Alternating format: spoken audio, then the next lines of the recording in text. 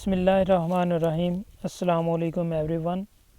इस वीडियो में मैं आपको बताऊंगा कि किस तरह से आप वर्चुअल यूनिवर्सिटी से हाई ग्रेड्स और हाई सीजीपी हासिल कर सकते हैं।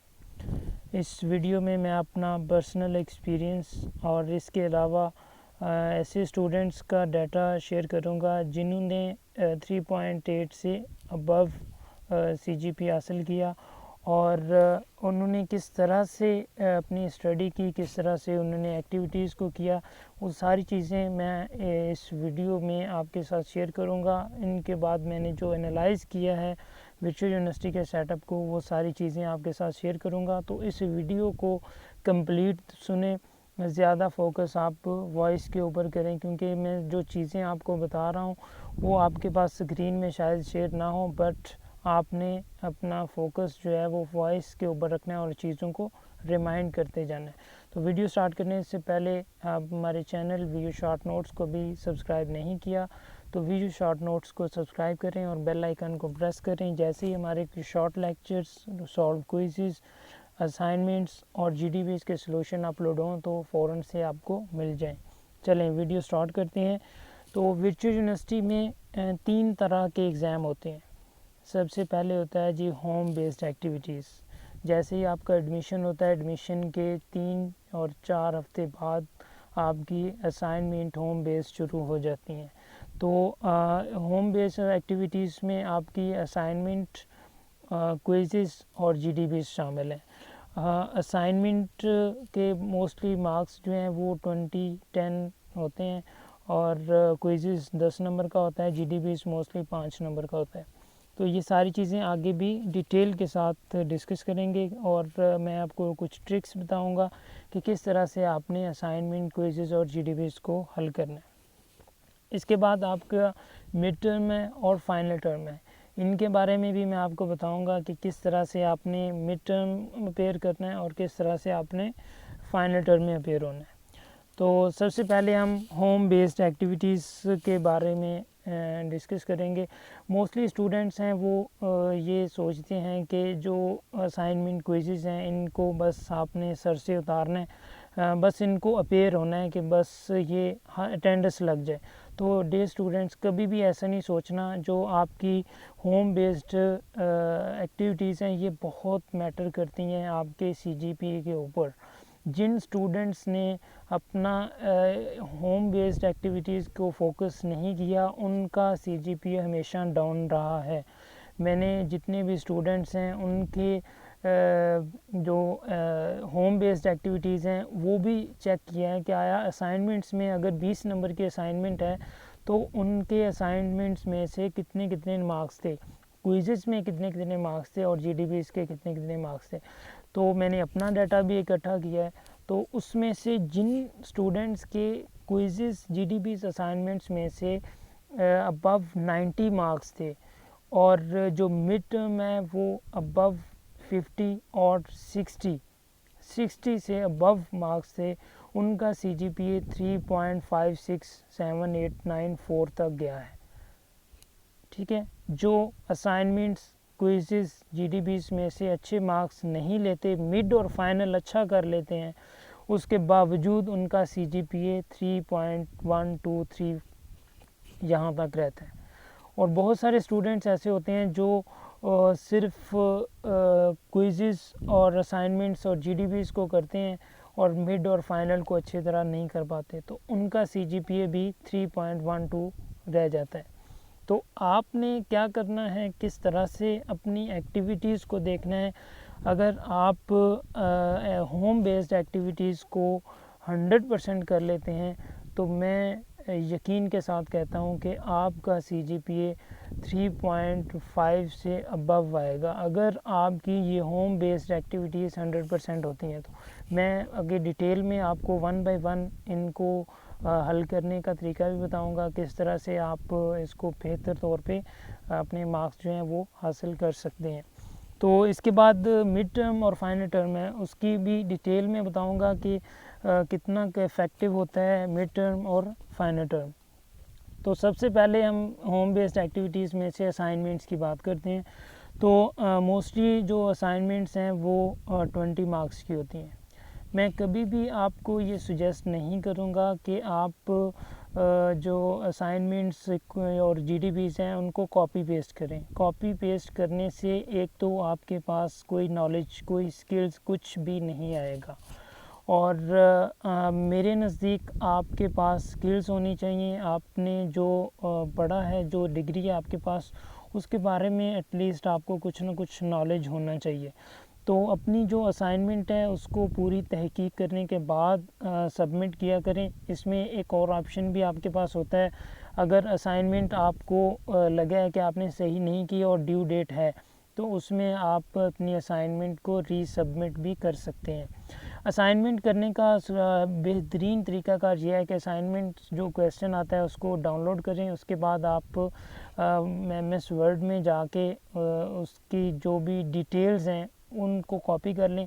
कॉपी करने के बाद आपने इसकी टर्म्स एंड कंडीशंस को लाजमी रीड करना है कि आपकी ड्यू डेट क्या है, को फ़ॉन्ट पैटर्न क्या होना चाहिए, और कुछ और भी चीज़ें होती हैं, उनको आप एक बार रीड लाजमी कर लें ताकि आपको थोड़ा बहुत आइडिया हो। उसके बाद आपने क्वेश्चन ले लेना है। क्वेश्चन की फिर आपने तहकीक करनी है, हैंड आउट्स में से सर्च आउट करना है।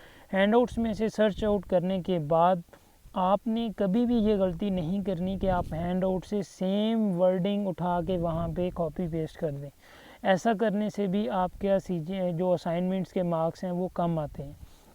दूसरी चीज़ कि आपको बहुत सारे जो डाटा है वो नेट से आप उठा लेते हैं, उसको भी कॉपी पेस्ट करने से आप के जो मार्क्स हैं वो कट जाते हैं, वो नहीं आते। मोस्टली स्टूडेंट्स के ज़ीरो आते हैं। तो मेरे साथ भी ऐसा ही हुआ था। फर्स्ट टाइम जब मेरा फर्स्ट सेमेस्टर था तो मैंने सेम कॉपी पेस्ट किया था, तो मुझे ज़ीरो मार्क्स मिला था और उसका मैंने खमियाजा भी अपने CGPA में लिया था।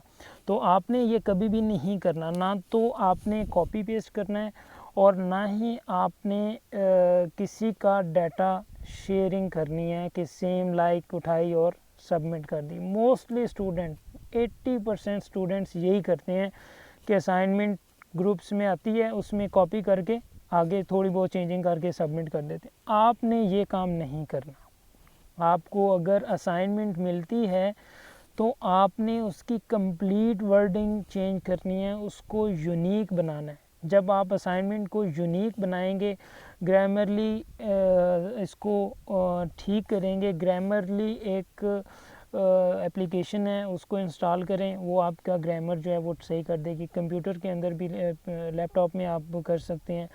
तो आपने अपने असाइनमेंट का ग्रामर, उसके बाद वर्डिंग आपने, अगर असाइनमेंट आपको सॉल्यूशन हैंडआउट्स में से मिल गया है, आप उसको एक्स्ट्रा नेट से डाउनलोड करें नेट से जो कुछ भी आपको हासिल होता है उसके रिलेटेड। उसके बाद आप असाइनमेंट, बेशक आपको 2 दिन लग जाए, मगर आपकी असाइनमेंट ऐसी होनी चाहिए कि आपके 20 मार्क्स लाजमी आए। ये मैं बता रहा हूँ, 2 या 3 असाइनमेंट होती हैं पूरे कोर्स में। तो आप ये मत समझें कि मैंने 2 दिन इसके ऊपर लगा दिए हैं तो भाई ये मतलब बहुत मुश्किल की है।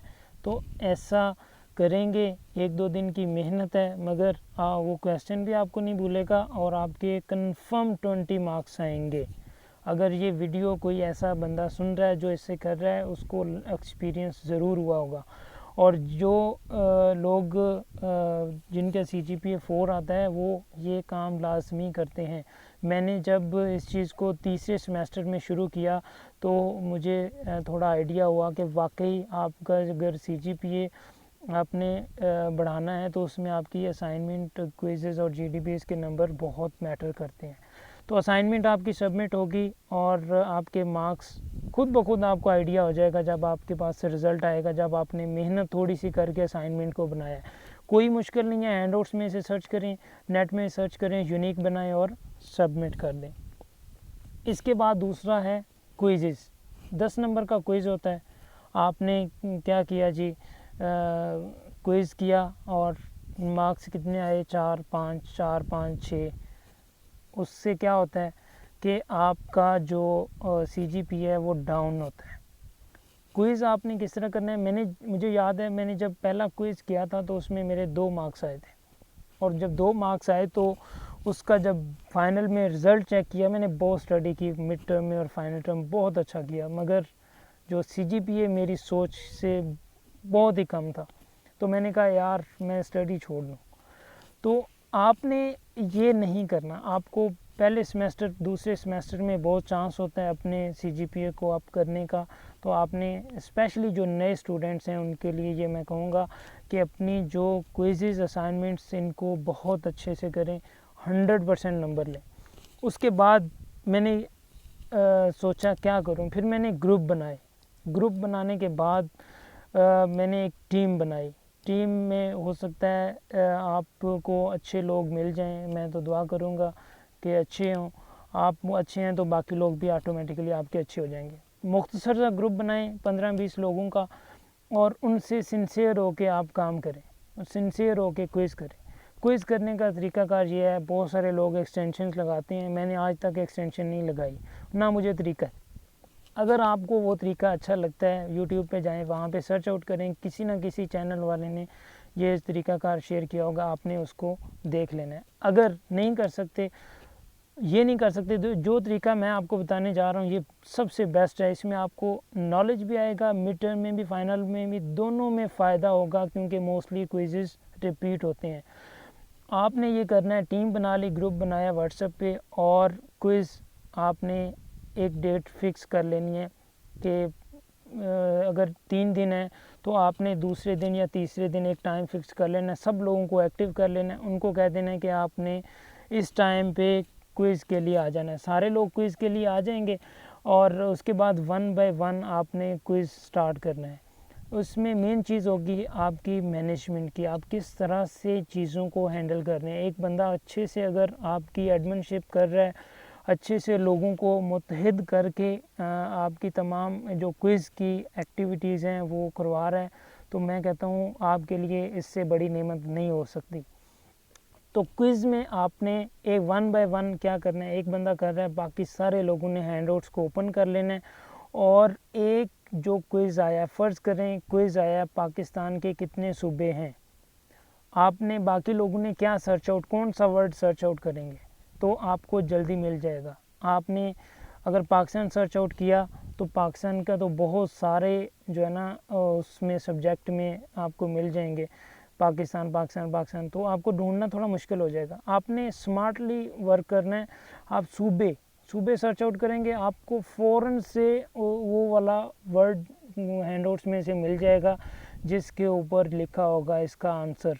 तो आपने लोगों को ये बताना है कि आपने किस तरह से क्विज़ को तलाश करना है आंसर्स को। तो आपने 100% श्योर होने के बाद आपने क्विज़ को ओके कर देना है। जब आपके 5 बंदे at a time handouts open करके पूरे 100% दे रहे होंगे, मैं कहता हूँ आपके मार्क्स कभी 9 से कम नहीं होंगे, कभी नहीं होंगे। मोस्टली लोग जो है ना वो एक दूसरे से सिंसियर नहीं होते, तो उसकी वजह से उनका क्विज़ का जो मार्क्स हैं वो 7-8 आते हैं ग्रुप में। वो भी कदरे बेहतर है कि आप अगर अकेले कर रहे हैं। जब आप सारे लोगों के क्विज़ साथ में करवा रहे हैं, उसका फ़ायदा क्या है कि आपको जो आंसर्स क्वेश्चंस हैं वो सारे रिपीट हो रहे हैं, तो वो आपको रिमाइंड हो रहे हैं बार बार। एक किस्म की ये नकल भी है, मगर इसमें आपको फ़ायदा ये है कि अगर आपके ग्रुप में 20 लोग हैं तो 200 क्वेश्चन आपको रिमाइंड हो जाएगा, और अगर बजाय आपने 10 करने थे तो आपको 200 क्वेश्चन आ गए, अगर आपने पॉजिटिवली 20 लोगों ने पार्टिसिपेट किया और क्वेश्चंस किए। तो क्विज़ में आपके 9 से 10 मार्क्स आ गए, तो ये आपके लिए बहुत ही बेहतरीन होगा आपके फाइनल टर्म और आपके CGPA के ऊपर। इसके बाद है आपकी GDB। GDB होता है ग्रेडेड डिस्कशन बोर्ड। एक क्वेश्चन दे दिया जाता है जिसके ऊपर तमाम लोगों ने अपना जो क्वेश्चन है उसका आंसर्स लिखना होता है। उसमें आपने सबसे पहले उसकी सारी डिटेल्स पढ़ लेनी है कि क्या क्या पूछा है, कितने वर्ड्स लिखने हैं, कौन सा आपके पास वो होना चाहिए, MS वर्ड में लिखना है, और उसमें उसको फ़ॉन्ट के कौन सा होना चाहिए। ये सारी चीज़ें छोटी छोटी होती हैं, मगर बड़ी इफ़ेक्टिव कर रही होती हैं आपके मार्क्स के ऊपर, कि आपको अगर उन्होंने फ़ॉन्ट 12 बोला है और आप उसको 5-6 में लिख दें, तो मेरा नहीं ख्याल कि आपने 100% लिखा है, उसके बावजूद जो पढ़ने वाला है उसको अगर मुश्किल आ रही है तो वो आपको मार्क्स नहीं देगा। तो आपने इन चीज़ों का लाजमी ख्याल करना है। और ग्रेडेड डिस्कशन बोर्ड में जीडीपी में मोस्टली लोग इस तरह करते हैं कि गलती कर लेते हैं कि जो क्वेश्चन होता है उसका आंसर फ़ौरन से ओपन किया, ओपन करने के बाद देखते हैं तो वो जीडीपी ओपन हो जाता है, फिर वहीं लिखने बैठ जाते हैं, फिर जो आता है वो ही लिखते हैं, कुछ नहीं आता वो भी बस वो एक किस्म का सर से उतरता है। तो आपका जो मार्क्स हैं वो फिर आते हैं 5 में से 1 आ जाता है, तो किसी का 1.5 आ जाता है। तो आपने ये नहीं करना, आपने क्वेश्चन को कॉपी करना है, कॉपी करने के बाद MS वर्ड में रखना है। मोस्टली 100 से 200-300 तक के वर्ड्स आपने लिखने होते हैं जीडीपीज़ में, बहुत ही आसान होता है। तो वो आपने अपने उससे नेट से और जो हैंड आउट्स हैं उसमें भी आपने सर्च आउट करके एक लिस्ट बना लेनी है। लिस्ट में आपने जो बेहतरीन वर्ड्स आपको लगते हैं वो आपने अलग करके वो सबमिट करना है। फिर रिपीट कर रहा हूँ, असाइनमेंट की तरह जीडीपीज़ में भी अगर आप कॉपी पेस्ट करते हैं तो आपको मार्क्स नहीं मिलेंगे, ये श्योर है। जब आप जीडीपीज़ को किसी के साथ शेयर करेंगे, वो same like copy paste assignment कर देगा, तो आपको मार्क्स नहीं मिलेंगे, बिल्कुल नहीं मिलेंगे। और अगर आपने अपना जो 100% जो जीडीपी है उसको आपने किया है, जिस तरह असाइनमेंट किया है, तो आपको 100% मार्क्स मिलेंगे, 5 में से 5 भी मिल सकते हैं। तो आपने MS वर्ड में वो पूरा आंसर बना लिया, उसके बाद आपने उसको कॉपी कर लेना है। फिर आपने जाके LMS को ओपन करना है, वहाँ पे ऑप्शन आएगा पोस्ट का, वहाँ पोस्ट में जाके आपने अपना जो आंसर्स है कॉपी कर देना है। वहाँ पे जो शीट है, एक किस्म की आंसर शीट ओपन होगी, वहाँ जाके आपने पेस्ट कर देना है और उसको सबमिट पोस्ट कर देना है। असाइनमेंट में ऑप्शन होता है कि आप दोबारा से असाइनमेंट सबमिट कर सकते हैं, मगर जीडीपीज़ में ये ऑप्शन नहीं है। वन टाइम होता है, आपने एक बार अगर सबमिट कर दिया है तो दूसरी बार आप सबमिट नहीं कर सकते।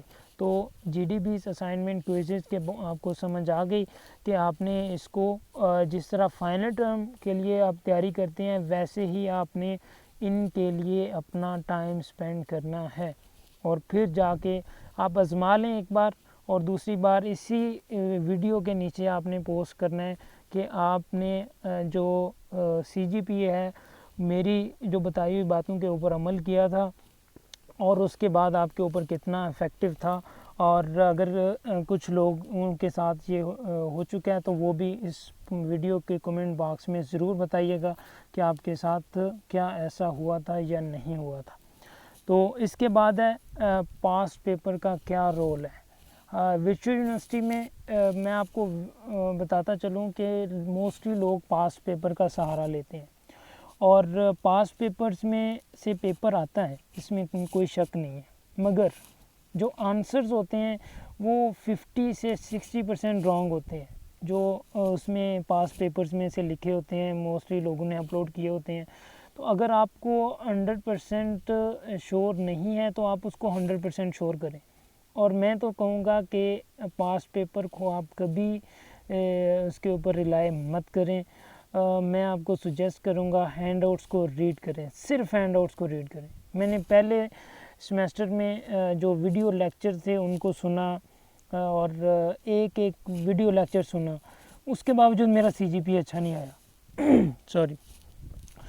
तो मैंने फिर अगले 2 सेमेस्टर में मैंने सिर्फ हैंड आउट्स को रीड किया, जो टॉपिक समझ नहीं आता था उसको यूट्यूब के ऊपर सर्च किया, 2-4 मिनट की वीडियो में मुझे समझ आ जाता था। आप भी वैसे ही करें, हैंड आउट्स को रीड करें, जो समझ नहीं आता उस टॉपिक को उठाएं और उसको सर्च आउट करें। यूट्यूब पे आपको तमाम चीज़ें मिल जाएंगी, शॉर्ट लेक्चर्स मिल जाते हैं, आपको किसी ने अच्छे से डिलीवर किए हैं तो उस वहाँ से भी आपको काफ़ी हेल्प आउट हो जाते हैं। क्योंकि आप मोस्टली लोग जॉब्स होल्डर होते हैं तो उनके पास इतना टाइम नहीं होता कि 50 मिनट का एक लेक्चर लें, और अगर सारे लेक्चर्स लें तो वो बहुत मुश्किल हो जाता है।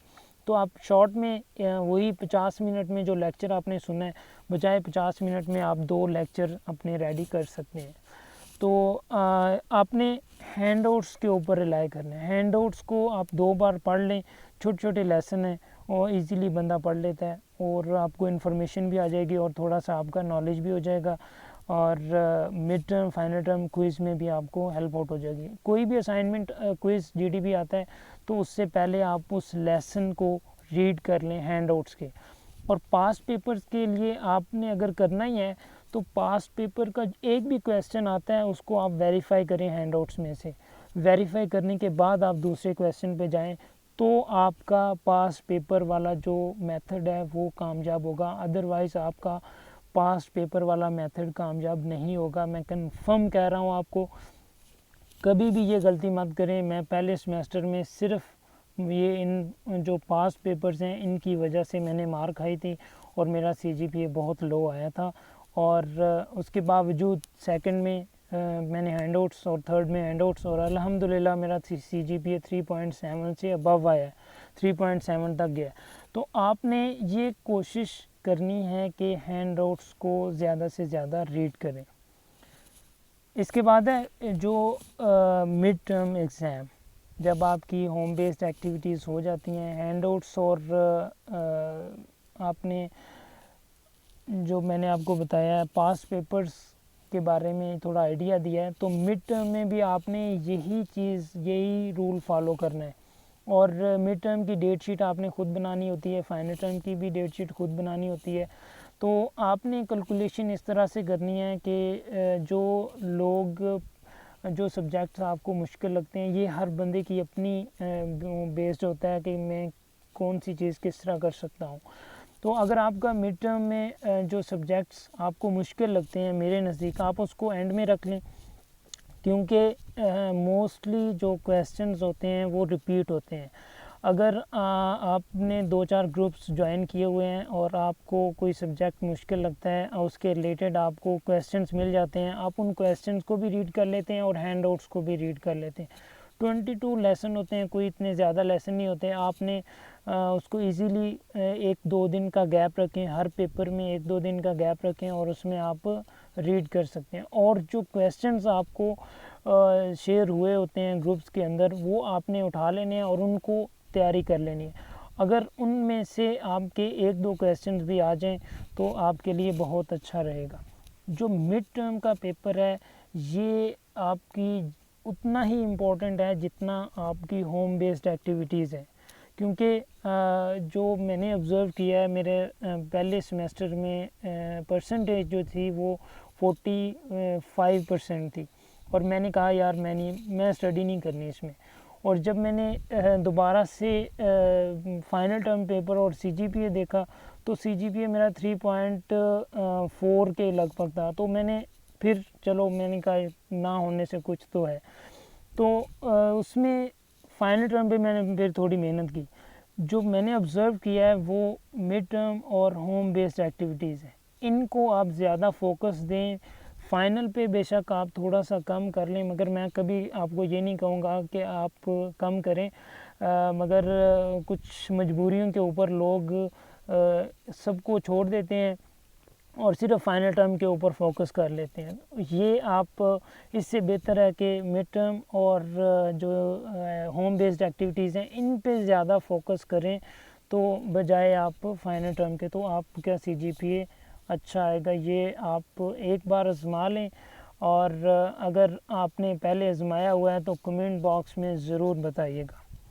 तो इसमें आपने पास्ट पेपर नहीं, हैंडआउट्स को रीड करना है, ये आप ज़हन नशीन कर लें। वीडियोस लेक्चर अगर समझ नहीं आते तो यूट्यूब का सहारा लेना है। इसके बाद है फाइनल टर्म। फाइनल टर्म में मोस्टली 50% मार्क्स होते हैं। सॉरी, एक चीज़ मैं आपको भूल गया बताना कि मिड टर्म की जगह पे आजकल ग्रैंड क्विज़ आ रहे हैं। पिछले सेमेस्टर में भी ग्रैंड क्विज़ थे, तो ग्रैंड क्विज़ बहुत इम्पोर्टेंट है। वो भी आपने 30 नंबर का होता था पिछले में, अभी इस बार पता नहीं किस तरह आता है। तो आपने उसमें से भी यही करना है, जिस तरह आप क्विज़ करते थे ना, वैसे ही आपने ग्रैंड क्विज़ को करना है। ग्रैंड क्विज़ को अगर आप उसी तरह एक क्विज़ की तरह करेंगे तो आपके 30 में से 30 नंबर भी आ सकते हैं। मेरे 30 में से 30 आए हैं। और एक ऐसा भी सब्जेक्ट था जिसमें 23 आए थे, तो उसकी वजह से मेरा CGPA 3.7 आया। अदरवाइज़ मेरा CGPA कंफर्म था कि 3.9 आना था। वो उनमें से अगर 30 आते तो ये मिड टर्म का जो इफ़ेक्ट है ये बहुत अहम है। फाइनल टर्म के मेरा जो पेपर थे वो अच्छे नहीं हुए थे, उसके बावजूद 3.7 आया है। इसलिए मैं आपको बार बार ये कह रहा हूँ कि आप मिड और होम बेस्ड एक्टिविटीज़ को करें, क्योंकि जो फाइनल था वो मैंने सारे क्वेश्चन जो हैं वो मैंने खुद यानी कि अपने जो भी इंफॉर्मेशन थी उसी बेस पे मैंने किए हैं। उसमें जब मैं हैंडआउट्स में से देखता था तो उसमें थोड़ी बहुत इंफॉर्मेशन आती थी। आपने मिड और फाइनल में अगर होता है तो आपने कोई भी क्वेश्चन खाली नहीं छोड़ के आना। वो कहते हैं ना, पेपर ब्लैक छोड़ना नाहली है। आपने कुछ ना कुछ लिख के आना है, काला करके आना है। काला करके आएंगे तो उसका कुछ ना कुछ आपको मिल जाएगा। ये नहीं होगा कि आपको कुछ ना दें। 4-5 लाइनें हर क्वेश्चन की आंसर्स लाजमी दें। होना तो ये चाहिए कि एक जो क्वेश्चन है 5 नंबर का है तो उसके कम से कम एक पेज आपका होना चाहिए। 8 से 10 लाइनें आपने लिखी हैं तो कंफर्म है कि आपके 5 में से 4 नंबर मिल जाएंगे। तो आपने कोई क्वेश्चन जो है छोड़ के नहीं आना। ये सेम जो फाइनल टर्म है इसमें वैसे होता 50% मार्क्स आपके फाइनल में होते हैं। तो ज़रा इमेजिन करें कि मिड और आपने जो होम बेस्ड एक्टिविटीज़ हैं उनमें आपने अगर 40% ले लिए हैं, 50 में से 45% ले लिए, तो फाइनल का अगर आपका पेपर हल्का भी हो तो 35% तो आप ले ही लेंगे 50 में से। तो एवरेज आपका 70 अबव आ जाएगा। 70, 80, 70, 75, 75 तक भी लें तो आपका CGPA 3.5, 3.3, 4, 5, 6 आ जाएगा। तो बहुत सारे स्टूडेंट्स हैं जिनका CGPA अभी भी 3 पॉइंट से नीचे है, तो वो क्विज़ मिस करते हैं, वो अपना असाइनमेंट्स मिस कर देते हैं, वो GDPs को मिस कर देते हैं। फाइनल जो होता है उसके ऊपर फोकस करते हैं और मिड को बस ऐसे ही थोड़ा बहुत कर लेते हैं। अदरवाइज़ तो तवज्जो नहीं देते हैं, तवज्जो फाइनल के ऊपर देते हैं। मैं आपको बार बार यही कह रहा हूँ कि आप होम बेस्ड और मिड टर्म को अच्छे से कर लें। आपका CGPA बेहतरीन होगा। ये लिखवा लें और उसके बाद आप आज़मा लें। बहुत शुक्रिया वीडियो देखने का। अगर वीडियो को लाइक करते हैं तो शेयर ज़रूर कीजिए ताकि आपके दूसरे भाइयों का भी फ़ायदा हो जाए। अपना और अपने प्यारों का बहुत सा ख्याल रखिएगा। मिलते हैं नेक्स्ट वीडियो में। बहुत शुक्रिया। अल्लाह हाफिज़।